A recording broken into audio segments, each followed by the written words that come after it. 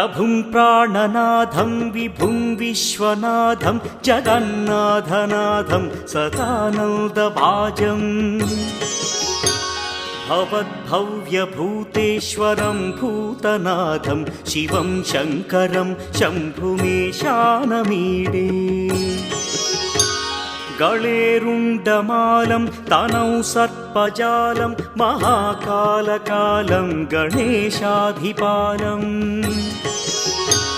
जटाजूटगङ्गोत्तरं गैर्विशिष्यं शिवं शङ्करं शम्भुमीशानमीडे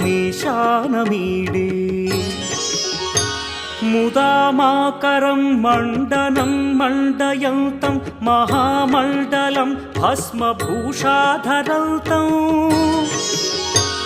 अनादिं ह्यपारं महामोहमारं शिवं शङ्करं शम्भुमीशानमीडे वटाधो निवासं महाट्टाट्टहासं महापापनाशं सदा सुप्रकाशम्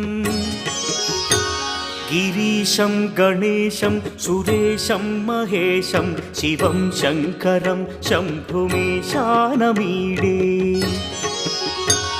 गिरीन्द्रात्मजा सङ्गृहीतार्थदेहं गिरौ संस्थितं सर्वदा पन्नगेहम्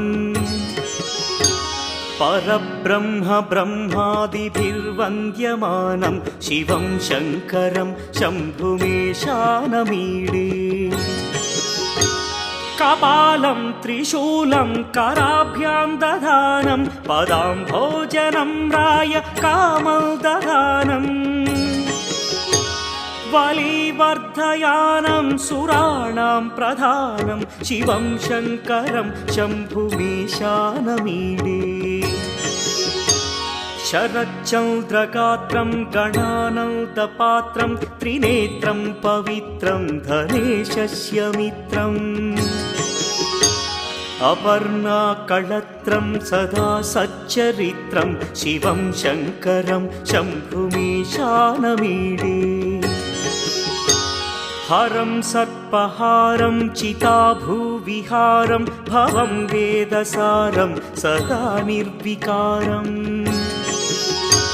श्मशाने वसन्तं मनोजं दहन्तं शिवं शङ्करं शम्भुमीशानमीडे